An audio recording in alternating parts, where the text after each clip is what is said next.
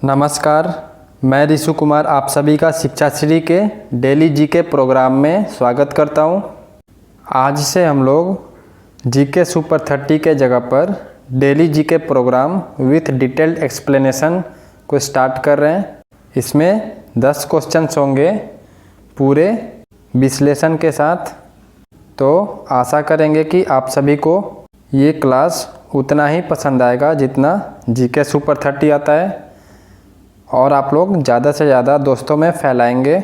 इस क्लास के अंत में आपके लिए अब से एक क्वेश्चंस होगा जो कि आपको कमेंट सेक्शन में बताना होगा, और आशा करेंगे कि आप सभी उसे ज़रूर कमेंट सेक्शन में बताएंगे। तो चलिए स्टार्ट करते हैं क्लास को। सबसे पहला क्वेश्चन है, the biggest natural satellite of our solar system is. Option है फोबोस, डाइमोस, गैनेमेड या फिर मून। हमारे सौरमंडल का सबसे बड़ा प्राकृतिक उपग्रह है। इसका जो सही उत्तर होगा वो सी होगा, गैनेमेड। गैनेमेड हमारे सौरमंडल का सबसे बड़ा प्राकृतिक उपग्रह है, और यह बृहस्पति का एक उपग्रह है, जुपिटर का एक सैटेलाइट है ये। बढ़ते हैं अगले क्वेश्चन की तरफ। अगला क्वेश्चन है, which of the following planets revolve clockwise. निम्नलिखित में से कौन सा ग्रह क्लॉकवाइज घूमता है। ऑप्शन है अर्थ एंड मरकरी। यहाँ पर हिंदी में टाइपिंग मिस्टेक है, मरकरी का पारा हो गया है, बुध होगा।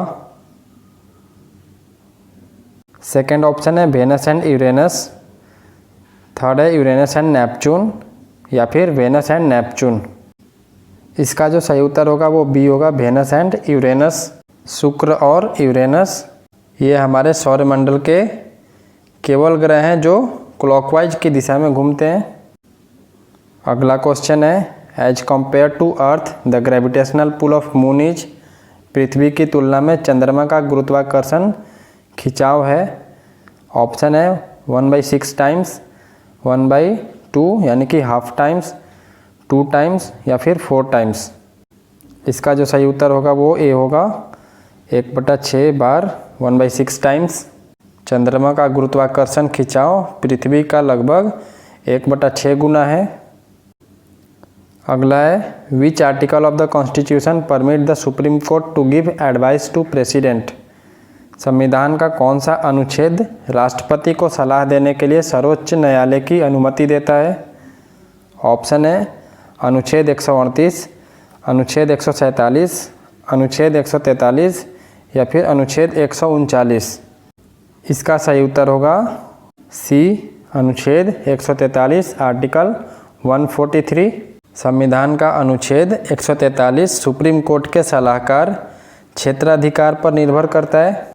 राष्ट्रपति कानून या सार्वजनिक महत्व के किसी भी प्रश्न पर उच्चतम न्यायालय यानी कि सुप्रीम कोर्ट की राय ले सकते हैं, जिस पर वह ऐसा मत प्राप्त करना समीचीन समझते हो। अगला है, who administers the oath of the prime minister of India. Bharat के प्रधानमंत्री की शपथ कौन दिलाता है। ऑप्शन है चीफ जस्टिस ऑफ इंडिया यानी कि भारत के मुख्य न्यायाधीश, प्रेसिडेंट ऑफ इंडिया भारत के राष्ट्रपति, governor general of India Bharat के गवर्नर जनरल या फिर vice president of India Bharat के उपराष्ट्रपति। इसका सही उत्तर होगा B, president of India Bharat के राष्ट्रपति। Prime minister takes the oath of office and secrecy and the president administer its oath. Prime minister को प्रेसिडेंट शपथ दिलाते हैं। अगला है, under constitutional article 243 what is the meaning of panchayat. संवैधानिक अनुच्छेद 243 के तहत पंचायत का अर्थ क्या है। ऑप्शंस हैं रूरल सेल्फ गवर्नमेंट यानी कि ग्रामीण स्वशासन, गवर्नमेंट ऑफ विलेज ग्राम सरकार, सेल्फ ग्राम पंचायत राज, स्व ग्राम पंचायत राज या फिर नन ऑफ द अबव। इसका सही उत्तर होगा ए, रूरल सेल्फ गवर्नमेंट ग्रामीण स्वशासन। भारत में पंचायती राज शब्द ग्रामीण स्थानीय स्वशासन की प्रणाली को दर्शाता है, और ये भारत के सभी राज्यों में उनके राज्य विधानसभाओं के द्वारा अधिनियम से पास कराकर ज़मीनी स्तर पर लोकतांत्रिक सरकार का गठन करने के लिए इसे हर एक राज्य द्वारा उनके विधानसभाओं के द्वारा पारित किया जाता है, ताकि ग्रास रूट लेवल तक सरकार बन सके और लोकल लेवल पर समस्याओं का निपटारा हो सके। अगला है, with which one of the following movement is the slogan do और डाई इज एसोसिएटेड। निम्न में से किस आंदोलन के साथ करो या मरो का नारा जुड़ा है? ऑप्शंस हैं असहयोग आंदोलन, सविनय अवज्ञा आंदोलन, स्वदेशी आंदोलन या फिर भारत छोड़ो आंदोलन। इसका सही उत्तर होगा भारत छोड़ो आंदोलन। गांधी जी ने 1942 में भारत छोड़ो आंदोलन का आयोजन किया और करो या मरो का नारा दिया था। अगला है, who is the viceroy of India during quit India movement. Bharat छोड़ो आंदोलन के दौरान भारत का वाइसराय कौन था? ऑप्शन है कॉर्नवालिस, मुनरो, लिनलिथगो या फिर डलहौजी। इसका सही उत्तर होगा सी, लिनलिथगो। लॉर्ड लिनलिथगो 1936 से 1944 तक भारत के वाइसराय थे और ये 8 साल की अवधि में भारत के वाइसराय के रूप में सबसे लंबे समय तक शासन किया था। इस अवधि के दौरान भारत सरकार अधिनियम 1935 के कुछ हिस्से 1937 में लागू हुए थे और इन्हीं के कार्यकाल के दौरान वर्ल्ड वार II की शुरुआत हुई थी। 1939 में सुभाष चंद्र बोस का इस्तीफा हुआ था। फॉरवर्ड ब्लॉक का गठन, भारत से सुभाष चंद्र बोस का पलायन मतलब दूसरे देश में जाकर अपनी सेना का गठन, जिन्ना के 2 राष्ट्रों की नींव सिद्धांत, अगस्त प्रस्ताव 1940 का, foundation of Indian national army का, क्रिप्स मिशन 1942 और भारत छोड़ो आंदोलन की शुरुआत हुई थी। ये सारे घटनाएं लॉर्ड लिनलिथगो के दौरान ही हुई थी जब ये वाइसराय थे। अगला है, which one of the following observation is not true about the quit India movement of 1942। 1942 के भारत छोड़ो आंदोलन के बारे में निम्नलिखित में से कौन सा अवलोकन सही नहीं है? ऑप्शन है, यह एक सहज आंदोलन था, यह सामान्य रूप से श्रमिक वर्ग को आकर्षित नहीं करता था, यह एक अहिंसक आंदोलन था या फिर इसका नेतृत्व महात्मा गांधी ने किया था। इसका सही उत्तर होगा B, it did not attract the labour class in general.